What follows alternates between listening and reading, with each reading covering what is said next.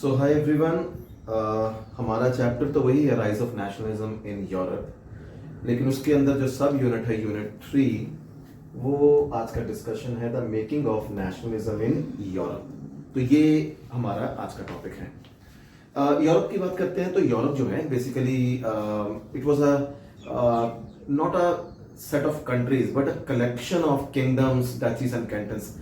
Duchies and cantons kingdoms के और छोटे यूनिट कह लो, जो किंगडम से भी छोटे हों, थोड़े ऑटोनमस हों, ठीक है, एंड मतलब पार्शियली फ्री हों। तो वी फाइंड कि इतनी ज़्यादा डाइवर्सिटी थी यूरोप में। एंड आप अगर यूरोप का मैप देखो तो वो आज भी वो कंट्रीज, छोटी छोटी कंट्रीज का कलेक्शन है। जैसे भारत के स्टेट्स हो गए, उसी साइज की कंट्रीज भी हैं वहाँ पर बहुत सारे।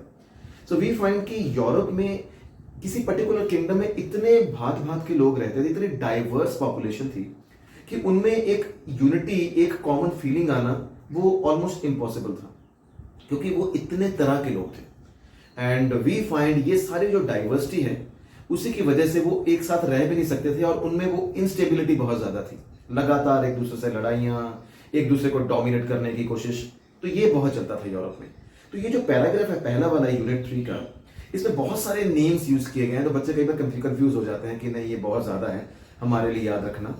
तो हैब्सबर्ग एम्पायर का जो एग्जाम्पल दिया हुआ है, तो वो काम किया है हमने, जो आपको कहीं भी किसी ऑनलाइन या ऑफलाइन प्लेटफॉर्म में नहीं मिलेगा। जो हमने बनाया हुआ है वो है ये वाला फ्लो चार्ट, ठीक है, जो हमने हैब्सबर्ग एम्पायर का बनाया हुआ है। इससे आपको बहुत सिंपल कर दिया गया है वो चीज, उस चीज को। हैब्सबर्ग जो एम्पायर है बेसिकली उसमें दो तरह के लोग रहते थे, या किसी भी ब्रिटिश यूरोपियन एम्पायर में दो तरह के लोग थे, लाइक एरिस्टोक्रेट्स जो जमीनों के मालिक, जमींदार, या उसमें काम करने वाले मजदूर, और we can call them the peasants या छोटे किसान। तो इन दोनों ही कैटेगरीज थी। शुरू में इंडस्ट्रियलिस्ट तो थे नहीं, ना इंडस्ट्रियल रेवोल्यूशन था, तो ना ही इंडस्ट्रियल कैटेगरी थी। तो पहले वर्ल्ड में दो ही बेसिकली कम्युनिटी देखने को मिलती थी, बेसिकली ये जमीनों के मालिक या जमीनों पे खेती करने वाले। तो हम बात करते हैं कि two types of people were there, aristocrats and peasants. These two categories of people were there. तो जो हैब्सबर्ग एम्पायर, उसमें जो एक्सप्लेनेशन है बेसिकली वो जो उस टाइप की एरिस्टोक्रेसी थी, वो जमींदार पॉपुलेशन थी, वो कौन सी भाषा बोलती थी, उनकी भाषाओं में एक ही किंगडम के अंदर रहने वाले अलग अलग किस्म के जमींदार, और उनके अंदर जो अलग अलग भाषाओं की डाइवर्सिटी थी एरिस्टोक्रेसी की, उसी को मेनली एक्सप्लेन किया हुआ है इस पैराग्राफ में। तो उसी का हमने फ्लो चार्ट बनाया हुआ है। पीजेंट्स के लिए एक छोटी सी लाइन दो बाद में मेंशन है उस पैराग्राफ के एंड में, लेकिन ऊपर वाला जो सारा पार्ट है वो लैंग्वेज को बेस बनाकर डाइवर्सिटी को शो किया गया है, रिलीजन को नहीं दिखाया गया। इसमें लैंग्वेज का बेसिस है, एंड उसी को ही हमने बनाया हुआ है। तो उसमें आपको देखने को मिलता है कि जो हैब्सबर्ग एम्पायर है उसके तीन है main divisions, Alpine, Hungary and Galicia, जो हमने यहाँ पर 1 2 3 लिखा है। ओके, तो ये तीन कैटेगरी है, अल्पाइन, हंगरी एंड गैलिशिया। अल्पाइन के अंदर ज्यादा वैरायटी शो की गई है, जिसमें टायरोल है, ऑस्ट्रिया है, सलेंटरलैंड है, बोहेमिया है, लोम्बार्डी है और वेनेशिया है, ठीक है। तो ये जो 6 डिविजन्स हैं, ओके, मैं फिर से रिपीट करता हूं, टायरोल है, ऑस्ट्रिया, सलेंटरलैंड, बोहेमिया, लोम्बार्डी एंड वेनेशिया। तो ये जो 6 डिविजन्स हैं, इसमें से पहले जो 4 हैं ये वाले, ये बेसिकली एरिस्टोक्रेसी इसमें जर्मन लैंग्वेज बोलती है, और जो नीचे वाले 2 हैं लोम्बार्डी और वेनेशिया, यहां पर जो एरिस्टोक्रेसी है वो इटालियन लैंग्वेज बोलती है, ठीक है। ये दोनों इटालियन स्पीकिंग प्लेसेस है। ये इस वर्ड को हम वेनेशिया बोलते हैं, वेनेशिया नहीं बोलते हैं, वेनेशिया बोलते हैं। तो लोम्बार्डी और वेनेशिया में इटालियन लैंग्वेज बोलते हैं। उसके बाद आप आ जाओ हंगेरी पर। हंगेरी में मल्टीपल डिवीजन तो नहीं शो किए, लेकिन कहा है कि मेजॉरिटी में जो हाफ ऑफ द पॉपुलेशन है वो मेगियार लैंग्वेज बोलती है, और जो बाकी है वो मेगियार के ही अलग अलग डायलेक्ट्स। हमने पिछली क्लासेस में बात की थी, डायलेक्ट्स एक ही भाषा के सब पार्ट्स होते हैं। लाइक हमने बात की थी कि हिंदी जो है उसकी जो मथुरा के पास है वो ब्रज भाषा बोलते हैं, जो लखनऊ के पास अवध रीजन है वो अवधी हिंदी बोलते हैं। तो एक ही भाषा के सब पार्ट्स या different modifications of the same language. तो मेगियार आधी पॉपुलेशन बोल रही है, बाकी पॉपुलेशन उसी मेगियार के अलग अलग डायलेक्ट्स बोल रही है। आ जाओ आप लोग गैलिशिया वाले रीजन में। गैलिशिया वाले रीजन में जो मेन पॉपुलेशन है वो पोलिश लैंग्वेज बोलती है। आजकल वहां पर पोलैंड है, तो पोलैंड जो है वो वहां के लोग पोलिश लैंग्वेज बोलते हैं। तो आप यही देखो कि एक ही किंगडम में इतनी वैरायटी ऑफ पीपल है, इतनी सारी भाषाएं बोलते हैं। और उसके अलावा जो एरिस्टोक्रेट्स नहीं है, जो फार्मर्स हैं, वो मास ऑफ सब्जेक्ट पेजेंट्स हैं, और ये बहुत सारे लोग हैं, ठीक है। रोमन्स हैं जो ट्रांसिल्वेनिया में हैं, और भी दो चार नाम लिखे हुए हैं। तो इस सारे पैराग्राफ में आपको वैरायटी मिल जाती है कि इतनी वैरायटी वाले जो लोग हैं वो एक साथ रह कैसे सकते हैं। तो उनमें तो लड़ाइयां होनी काफी कॉमन है, और वो नेशन की कल्पना भी नहीं कर सकते इस वैरायटी के साथ। तो हर एक कम्युनिटी अपना लैंग्वेज को आधार मान के अपना अलग से नेशन स्टेट बना रही है। ये जर्मन वाले लैंग्वेज बोलने वाले अपना अलग नेशन स्टेट बनाना चाहते हैं, इटालियन वाले अपना अलग स्टेट बनाना चाहते हैं, पोलिश वाले अपना अलग स्टेट बनाना चाहते हैं। तो इन लैंग्वेजेस के बेसिस पे लोगों ने अपने अपने ग्रुप्स को इकट्ठा करना शुरू कर दिया। अब ये बात करने के बाद आप ध्यान से एक बार अगर इसका स्क्रीनशॉट लेना चाहते हो तो आप ले लो, क्योंकि मैं इसको मिटाने वाला ये, क्योंकि मैं फिर से रिपीट करता हूँ कि स्क्रीनशॉट आपको किसी भी बुक में नहीं मिलने वाला, ये खुद ही बनाया हुआ है, और ये चीजों को काफी आसान बना देता है। तो आप लोग इसका स्क्रीनशॉट लेना चाहो तो ले लो, ठीक है। अदरवाइज हम इसको रब करते हैं, मैं साइड हो जाता हूँ, आप देख लो एक बार। You get that time to take that screenshot, okay. So I am just rubbing it because कुछ और एक्सप्लेन करना है, वो भी बहुत इंपॉर्टेंट है। तो हम इसको जल्दी से मिटा देते हैं। So this is a new topic, the aristocracy and the new middle class. Aristocracy basically उन दिनों जो जमींदार थे, द लैंडेड एरिस्टोक्रेसी लिखा हुआ, that was a dominant group. तो जमींदार थे, जमीनों के मालिक, बहुत बड़ी बड़ी जमीनों के मालिक। तो वो under rise of new middle class. ये जो वर्ड मिडिल क्लास है ना, इस पे हम बाद में आते हैं, इस टॉपिक में आते हैं। इस टॉपिक को आपकी बुक में दो हिस्सों में डिवाइड करा हुआ है, रूरल अर्बन, गांव शहर, ओके, दो हिस्सों में डिवाइड करा हुआ है। रूरल में दो किस्म के लोग आ रहे हैं, एरिस्टोक्रेट एंड पेसेंट्स। भाई जो एरिस्टोक्रेट्स हैं, क्योंकि उन दिनों हम टेलिंग, क्योंकि इंडस्ट्री नहीं थी उन दिनों, तो बेसिकली जो इकोनॉमी थी डिपेंडेंट थी ऑन एग्रीकल्चर। तो एग्रीकल्चर में दो किस्म के लोग मेनली होते हैं, या तो जमीनों के मालिक या जमीनों में काम करने वाले। तो जो एरिस्टोक्रेट्स थे जमीनों के मालिक थे, बहुत बड़े बड़े जमीनों के मालिक थे। एंड क्योंकि हमने अभी हैब्सबर्ग एम्पायर में पढ़ा कितनी डाइवर्सिटी थी लोगों में, बहुत ज्यादा लोग अलग अलग किस्म के थे। तो हम देखते हैं कि वहां पर एरिस्टोक्रेट्स हर बैकग्राउंड से आ रहा है, कोई पोलिश लैंग्वेज वाला है, कोई जर्मन लैंग्वेज वाला, कोई इटालियन है। आपस में डाइवर्सिटी तो है, लेकिन क्योंकि ये लोग रिच हैं तो आपस में इनमें बहुत कुछ कॉमन है। क्या क्या कॉमन है उसमें लिखा हुआ है, दे हैव लार्ज स्टेट्स, ठीक है, बड़े बड़े फार्म्स हैं इनके, okay. They had town houses, कि ये सब में कॉमन है। भले वो इटालियन बोलता है, जर्मन बोलता है, लेकिन रिचनेस एक जैसी है। उनके पास बड़ी जमीनें हैं, बड़े बड़े घर हैं। सब शौकिया तौर पे फ्रेंच लैंग्वेज बोलते हैं as a language of communication. आजकल देखो भारत में हम तमिल बैकग्राउंड से, हम पंजाब बैकग्राउंड से, लेकिन हम एक दूसरे को शो ऑफ करने के लिए हम सोचते हैं जो अंग्रेजी भाषा है उसको बोलना चाहिए, और हम लोग सब सीखते हैं। हालांकि भाषा का मेन मकसद सिर्फ कम्युनिकेशन होता है, और भाषा कोई भी अच्छी या बुरी नहीं होती, सारी भाषाओं को रिस्पेक्ट करनी चाहिए। लेकिन हमारे इंडिया में हम ऐसा सोचते हैं। अब हम कह सकते हैं काइंड ऑफ कॉलोनियल हैंगओवर, या कह लो आजकल जो इंग्लिश की बढ़ती इंपॉर्टेंस है इंटरनेशनली, तो हम सब इसी भाषा में कम्युनिकेट करना चाहते हैं, और हम सोचते हैं कि ये स्टेटस सिंबल है। तो उन दिनों ये एरिस्टोक्रेट्स भले ही इटालियन बैकग्राउंड से, जर्मन बैकग्राउंड से, लेकिन शौक के तौर पे और शो ऑफ के तौर पे वो फ्रेंच लैंग्वेज सब बोलते थे, ये भी इनमें कॉमन था। और उसके बाद किसी भी बैकग्राउंड से क्यों ना हो, they had marriage ties,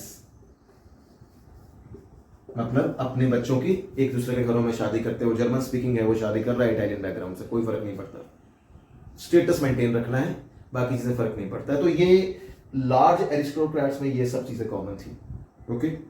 and जो एरिस्टोक्रेसी का बैकग्राउंड है, वो ये लोग बहुत ज्यादा लोग नहीं थे, कम गिनती में थे ये लोग। ज्यादा गिनती में फार्मर्स थे या मजदूर थे।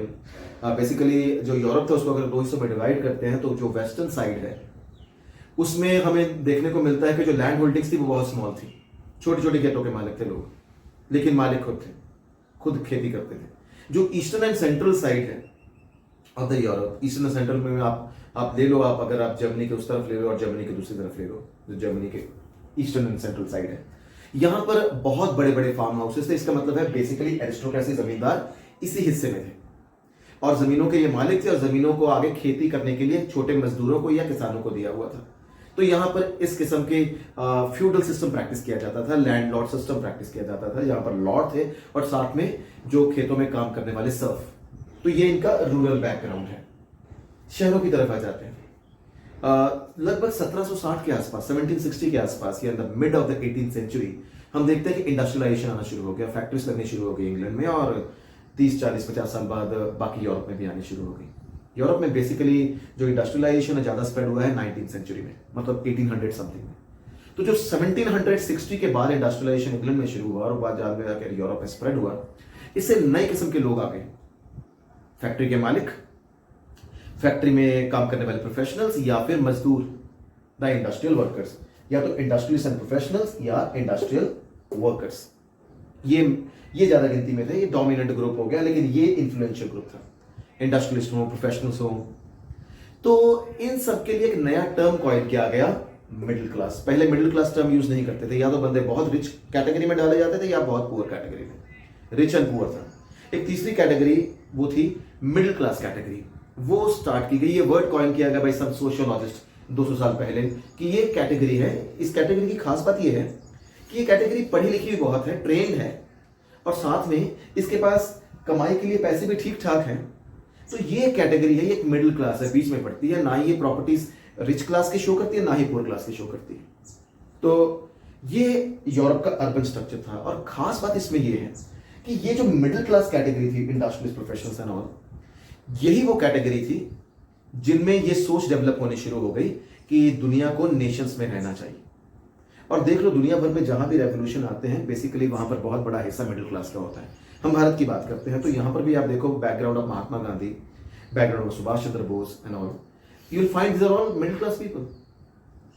इनके पास टाइम है रेवोल्यूशंस के बारे में सोचने का।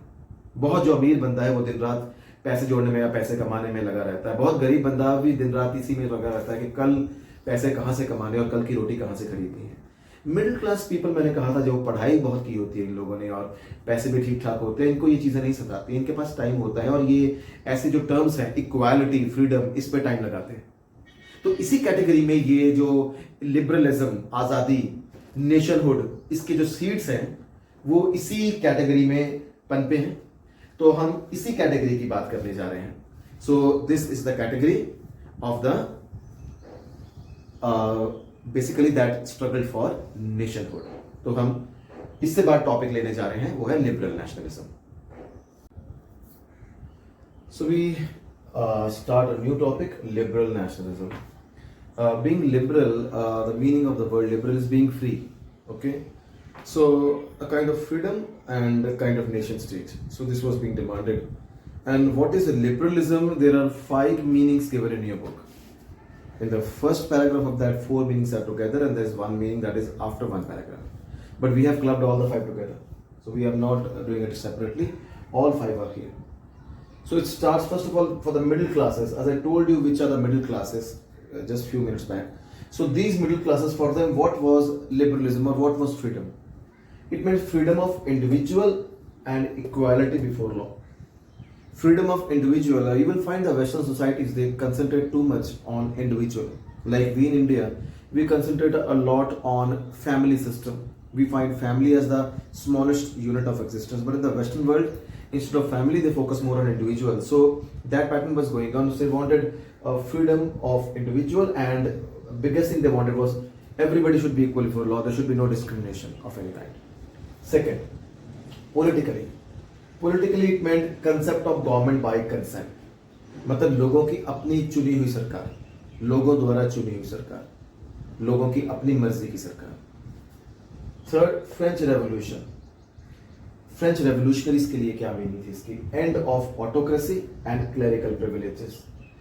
ऑटोक्रेसी, ऑटोक्रेट, यहां पर हम मीन कर सकते हैं किंग्स, ओके, मोनार्की। तो ये चाह रहे हैं कि ऑटोक्रेसी एंड हो, clerical privileges. Clerical basically, cleric किसको कहा जाता है? जो चर्च में काम करने वाले ऑफिशियल्स होते हैं उनको हम क्लेरिक कहते हैं। तो उनको जो क्लेरिकल प्रिविलेजेस, कोई ऐसे बेनिफिट्स मिले हुए थे जो, इफ यू रिमेंबर, वो फ्रांस में 3 स्टेट थे और फर्स्ट स्टेट जो था उसको और सेकंड स्टेट को टैक्स फ्री रखा गया था। तो ऐसे डिस्क्रिमिनेशंस को बंद करने के लिए कहा कि सिर्फ थर्ड स्टेट टैक्स देगा, पहले दोनों स्टेट टैक्स नहीं देंगे। तो क्लेरिकल प्रिविलेजेस बंद होनी चाहिए। वो चाहते थे कॉन्स्टिट्यूशन हो, उससे पहले किंग था और किंग की मर्जी ही कॉन्स्टिट्यूशन थी, किंग अपनी मर्जी से काम करता था। दे वांटेड कि कॉन्स्टिट्यूशन हो जिसको किंग भी फॉलो करे। रिप्रेजेंटेटिव गवर्नमेंट, जैसे भारत में भी अभी भी है, कि हर इतने लाख के पीछे एक मेंबर चुना जाता है, उसको हम लोग वोट से चुनते हैं, वो जाकर पार्लियामेंट में हमारे बिहाफ पे काम करता है, तो हमारा रिप्रेजेंटेटिव है। तो representative government and a parliament type of body. तो पार्लियामेंट टाइप ऑफ बॉडी, फिर रिमेंबर उन लोगों ने स्टेट जनरल को खारिज करके उसकी जगह नेशनल असेंबली को चुना था। तो ये है फ्रेंच रेवोल्यूशनरीज के लिए कि वो किस तरह का फ्रीडम चाहते थे। Then we have 19th century liberals, the modern people. What they wanted was inviolability of private property, private property की protection, कि मैं अपने लिए प्राइवेट प्रॉपर्टी रख सकता हूं, मेरे से कोई प्राइवेट प्रॉपर्टी छीनेगा नहीं, स्पेशली सरकार नहीं छीनेगी, प्राइवेट प्रॉपर्टी लोग रख सकते हैं। एंड फाइनली इकोनॉमिक्स पे ये बहुत इंपॉर्टेंट है, freedom of markets and abolition of restrictions on movement of goods and capital. Freedom of markets का मतलब है कि मोस्टली गुड्स एक कंट्री से दूसरी कंट्री जाएंगे टैक्स फ्री, ऑलमोस्ट बॉर्डर्स पे कोई टैक्सेस ना लगाए जाए।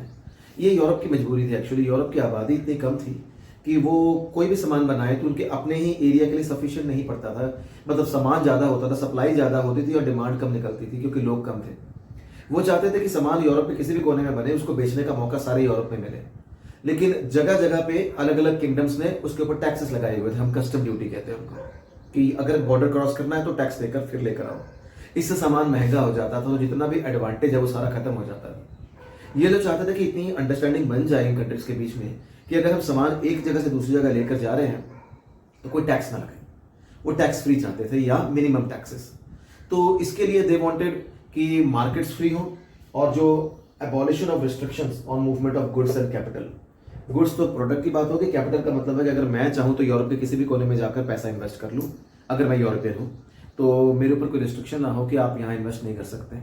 तो free movement of money, free movement of goods. तो ये लोग एक आइडियल ऐसी इकोनॉमिक सोसाइटी चाह रहे थे जहां पर मार्केट्स भी फ्री हो, कोई टैक्स वगैरह ना लगे और गुड्स एंड कैपिटल जो है फ्रीली मूव कर सके, सरकार की बहुत ज्यादा मंजूरी ना चाहते हो, मतलब ना जरूरत पड़े। तो ये है हमारा इकोनॉमिक स्फीयर में। और इसको लेकर आपकी बुक में एग्जाम्पल दिया हुआ है कि एक एग्जाम्पल है जहां पर जर्मनी वाले एरिया में एक गुड्स है, वो 11 कस्टम बैरियर्स क्रॉस करता है, हर बैरियर में 5% का टैक्स लग रहा है। तो नेचुरली से है कि अगर एक साइड से वो बनता है दूसरी साइड पे वो जाता है तो लगभग 11 टाइम्स उसको टैक्स किया जाता है। तो वो ये सिस्टम बंद करना चाहते थे कि ऐसा ना हो, करेंसीज जो है वो भी गिनी चुनी सी हो, एक या दो यूरोप भर में। एंड साथ ही में वो चाहते थे कि यूरोप भर में जो वेट्स एंड मेजर्स हैं वो सारा सिस्टम एक जैसा हो जाए। ये नहीं कि एक वाले इलाके में वेट्स का मैग्नीट्यूड कुछ और है, दूसरे में कुछ और है। लाइक बुक में भी एग्जाम्पल, हम कोई और भी एग्जाम्पल कई बार लेते हैं, हम वो ले सकते हैं कि लाइक मान लो मैं कह रहा हूँ कि अगर अमृतसर में 1 किलोग्राम जो है वो 1000 ग्राम है, जलंधर में वो 990 ग्राम है, लुधियाने में वो 1040 ग्राम है, तो इससे बिजनेस ठीक से नहीं हो सकता। तो हम चाह रहे हैं कि एक जैसा वेट, एक जैसा मेजर। आपकी बुक में वो मेजरिंग यूनिट लिया हुआ है LA, जिसको वो लोग अलग अलग जगह के लिए अलग अलग सेंटीमीटर्स में ले रहे हैं।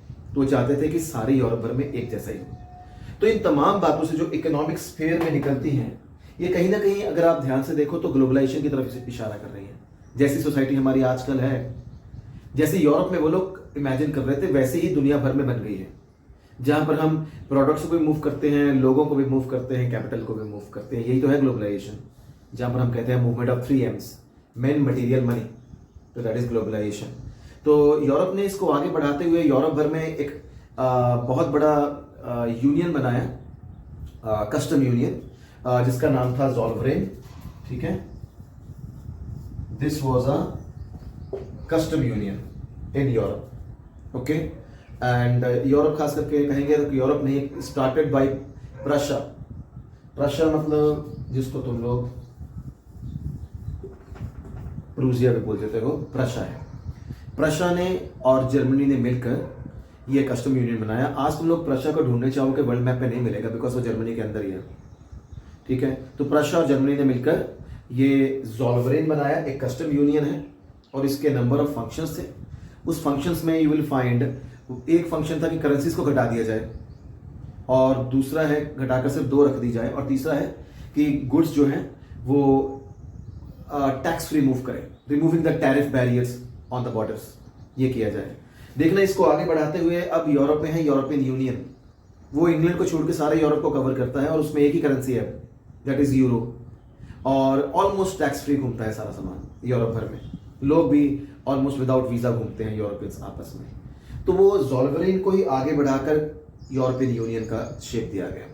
तो कहीं ना कहीं ये जो 5 तरीके हैं लिबरलिज्म को जानने के, उसमें इकोनॉमिक स्फीयर जो है वो बड़े ही काम करा। और बीच में एक पैराग्राफ हमने छोड़ दिया था, वो था वोटिंग के बारे में। उसमें लिखा हुआ है कि अगर सबको वोटिंग, अगर इक्वालिटी आ गई है लॉ में, इसका मतलब ये नहीं था कि सबको वोटिंग राइट्स मिल गए, कि सबको वोटिंग भी के इक्वल राइट्स मिल गए। क्योंकि अगर हम बात करें फ्रेंच रेवोल्यूशन की, जब फ्रेंच रेवोल्यूशन हुआ था तो इमीडिएटली उसके बाद हमने देखा कि लोगों में से मेन को सिर्फ वोटिंग राइट्स मिले, वो भी जो 25 ईयर से ऊपर वाले हैं और जिनके पास सर्टन प्रॉपर्टी है, उनको कंसिडर किया गया। बाकी मेन जो बगैर प्रॉपर्टी के हैं, बहुत ज़्यादा नहीं कमाते हैं, और वुमेन को वोटिंग राइट्स नहीं मिले। फिर ब्रीफली बीच में बदलाव आया, तब वोटिंग एज को घटाकर 25 से 21 कर दिया गया और कहा कि अब सारे मेन वोट कर सकते हैं, वुमेन फिर भी नहीं करेंगी। फिर नेपोलियन आ गया, उसने तो वुमेन को बिल्कुल माइनर का स्टेटस दे दिया कि ये बाहर निकलेंगी, कोई भी काम करेंगी, कोई भी डील साइन करेंगी तो वो ये फादर या अपने हस्बैंड की निगरानी में करेंगी। तो ये जो पैराग्राफ है कि इक्वल राइट्स मिलने का मतलब ये नहीं था इक्वल सफरेज, यूनिवर्सल सफरेज, सबको वोटिंग राइट्स मिलना, ये नहीं हुआ था। तो ये वाला वो टॉपिक था, ठीक है। एंड हम कुछ क्वेश्चंस भी करेंगे, ओके, रिगार्डिंग जो अब तक कर चुके हैं उसमें से मैं आपको कुछ क्वेश्चंस बता देता हूं, ठीक है। एंड वी फाइंड कि हम क्वेश्चंस करते हैं इसके बाद। सो 2 क्वेश्चंस हैं जो टॉपिक हमने किया उसके ऊपर है। एक तो है discuss the European society in the mid 18th century, in the mid 18th century. ये क्वेश्चन आप स्क्रीनशॉट लेना चाहो तो आप ले सकते हैं, ठीक है। ये जो हमने रूरल और अर्बन डिस्कस किया था ये उसके ऊपर है। और दूसरा है equality before law did not necessarily stand for universal suffrage, explain in the context of French revolution. So we find, इसका भी आप स्क्रीनशॉट ले लो, ठीक है। ये जो अभी हमने वोटिंग राइट्स डिस्कस किए इसके ऊपर है, तो इसका भी आप वोटिंग राइट्स स्क्रीनशॉट ले सकते हो। So we next go to the topic new conservatism. Now, if we talk about conservatives, are the people who don't like change or who like gradual change, not a very fast change. So conservatives here were all those monarchies who were overthrown much before French Revolution or who were overthrown at the time of Napoleon. So when they defeated Napoleon in the Battle of Waterloo, all these conservatives in 1815 they wanted to come back to power, and as a result they brought their old system back, the system of monarchy. Now, they did not like a number of changes that happened and they wanted to go back. The things that they wanted back was church, the church importance should be restored, monarchy should come back, ठीक है। monarchy मतलब होता है जो king system होता है, राजा वाला, monarchy वापस आनी चाहिए, चर्च की इंपॉर्टेंस बढ़नी चाहिए, और क्या, और इसके साथ फैमिली एज अ यूनिट उसकी इंपॉर्टेंस बढ़नी चाहिए, ओके। सोशल हायरार्कीज, वो जो first state, second state, third state, hierarchy का मतलब होता है रैंकिंग सिस्टम। सोशली समाज में मैं कहूँ मैं सबसे ऊंचा हूँ, उसके बाद कोई और, इसके बाद कोई और, तो ये रैंकिंग सिस्टम है, इसको हम सोशल हायरार्कीज बोलते हैं, कि वो वापस आनी चाहिए। तो ये तमाम चीज़ें वो पुरानी वापस लेकर आना चाहते थे, लेकिन देखा कि नेपोलियन के टाइम पे कुछ ऐसे काम किए गए हैं जो बड़े फायदेमंद हैं, तो उसको वो चेंज नहीं करना चाह रहे थे। नेपोलियन के टाइम पे बड़ी एक ऑर्गेनाइज्ड आर्मी सिस्टम था, इसीलिए तो वो यूरोप भर में बहुत जगह जीत गया। तो उस आर्मी वाले सिस्टम को वो यूज करना चाहते थे, ब्यूरोक्रेसी, ऑफिसर सिस्टम, ठीक है, जो डिपार्टमेंट्स को टेक केयर करे, वो वापस चाहते थे। सॉरी, वो उसको नेपोलियन मतलब चेंज नहीं करना चाहते थे, वो वैसे रखना चाहते थे। डायनामिक इकोनॉमी वही जो हमने बात की ना, कि वो जो इकोनॉमिक स्फीयर में goods could travel tax free from one place to another, capital can move from one place to another, तो इसको हम लोग डायनामिक इकोनॉमी बोलते हैं। कि वो चाहते थे कि इससे बड़ा फायदा है, इससे बहुत प्रॉफिट होगा, तो उसको उन लोगों ने रखा। और साथ में नेपोलियन के टाइम पे सर्फडम वगैरह को हटाया गया था, तो वो दे वांटेड कि ये सारा कुछ जो नेपोलियन के टाइम पे है वो हम रखें। ये ब्रीफ है कंजर्वेटिव्स के बारे में, इंपॉर्टेंट है, इस पर भी क्वेश्चन आता है। लेकिन जो सबसे इंपॉर्टेंट है, और हम कहते हैं कि चैप्टर का सबसे इंपॉर्टेंट टॉपिक क्या है, वो है ट्रीटी ऑफ वियना। ये सबसे इंपॉर्टेंट है, ट्रीटी ऑफ वियना। आपने डेट याद रखनी है 1815, आपने प्लेस भी याद रखना है, वियना जो कि ऑस्ट्रिया का कैपिटल है। आपने साथ में याद रखना है ड्यूक मेटरनिक, ठीक है, जो ऑस्ट्रिया के चांसलर थे, जिसके यहाँ पर ये होस्ट की गई थी मीटिंग। आपने याद रखना है कंट्रीज का नाम, मतलब किंगडम्स का नाम, जिसमें ब्रिटिश आ जाता है, okay, Britain, Russia, Austria and Prussia, ये 4 मेन सिग्नेटरीज हैं इस ट्रीटी ऑफ वियना का। आपने याद रखना है इसका ऑब्जेक्टिव बुक में क्लियरली मेंशन है that to undo all the changes that took place in Napoleon's time. Napoleon के टाइम पे जो जो भी बदलाव किए गए वो सब हटा दिए जाएंगे और जो व्यवस्था उससे पहले की थी उसको वापस लेकर आएंगे। ये ट्रीटी ऑफ वियना थी। और ट्रीटी ऑफ वियना के ये हमने 5 पॉइंट सम अप कर दिए हैं। 5 मार्क्स का बड़ा क्वेश्चन आता है तो ये 5 पॉइंट सफिशिएंट होंगे उसके लिए। इसमें बॉर्बन डायनेस्टी जो कि फ्रेंच रेवोल्यूशन के टाइम पे हटा दी गई थी उसको वापस लेकर आए पावर में, और फ्रांस ने नेपोलियन के टाइम पे जितना भी इलाका जीता था सारा वापस किया गया। France return all the territories one under Napoleon. ये पहला पॉइंट है। फिर फ्रांस के आसपास series of states around France बनाए गए। मान लो ये अगर फ्रांस है, ये फ्रांस है, तो उसके आसपास सीरीज ऑफ स्टेट्स, कि कल को अगर फ्रांस फिर से वैसे करना चाहे तो इनके साथ लड़ता रह जाए।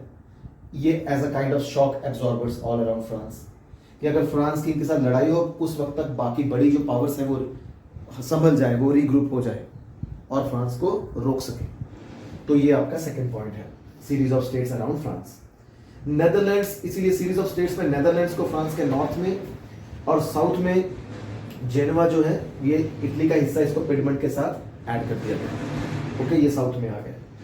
वेस्टर्न साइड में जो इलाका था जीता हुआ नेपोलियन वाला वो प्राशा को दे दिया गया और ऑस्ट्रिया को नॉर्थ इटली वाली साइड में गया। ये सारा कुछ फ्रांस को शील्ड करने के लिए। Russia was given part of Poland and Prussia was again given part of Saxon. तो ये सारी रीअरेंजमेंट्स थी और ये 5 फीचर हैं ऑफ ट्रीटी ऑफ वियना के। जर्मनी को बिल्कुल छेड़ा नहीं गया इसमें।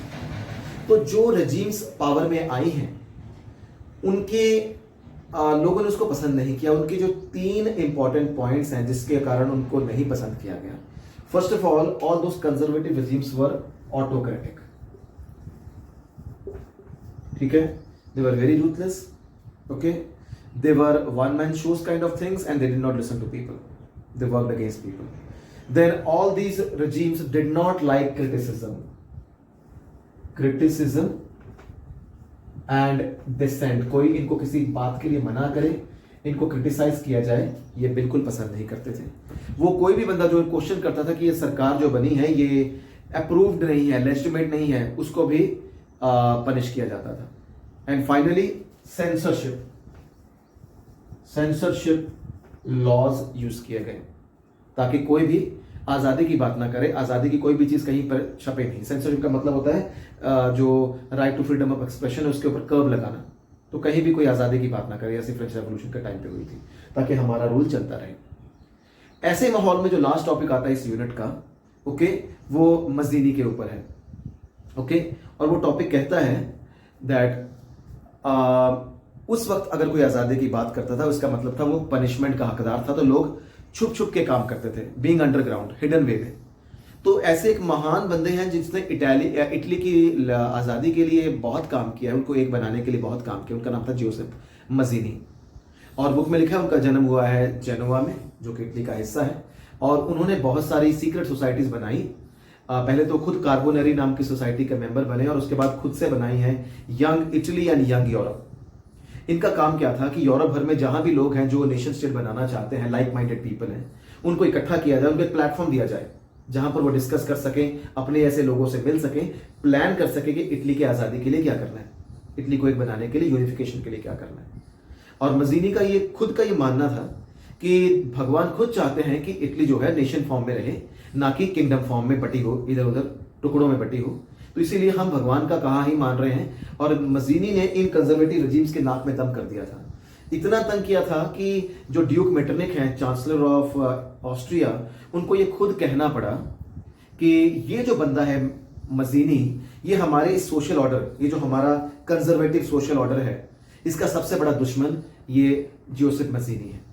तो ये है आपका यूनिट 3 जो हमने अभी डिटेल में किया, बहुत ज़्यादा डिटेल में किया, और हमारी लगातार ये कोशिश थी कि हम इसको बहुत ज़्यादा कंसेप्चुअल फॉर्म में करें, कंसेप्ट पे ज़्यादा ध्यान दें, ठीक है। एंड क्वेश्चन आंसर्स कुछ हैं जो हम आपसे डिस्कस करना चाहते हैं, उसके लिए मैं एक अलग से वीडियो बना देता हूँ, अदरवाइज ये वीडियो बहुत लंबा हो रहा है। ठीक है। एंड अगर आपको पसंद आया तो प्लीज़ चैनल को सब्सक्राइब कीजिए, ठीक है। एंड अगर कोई आपकी कोई ऐसी प्रॉब्लम है जो आप डिस्कस करना चाहते हैं तो कमेंट बॉक्स में मेंशन कीजिए, आई विल श्योरली आंसर। सो अब तक के लिए थैंक यू वेरी मच।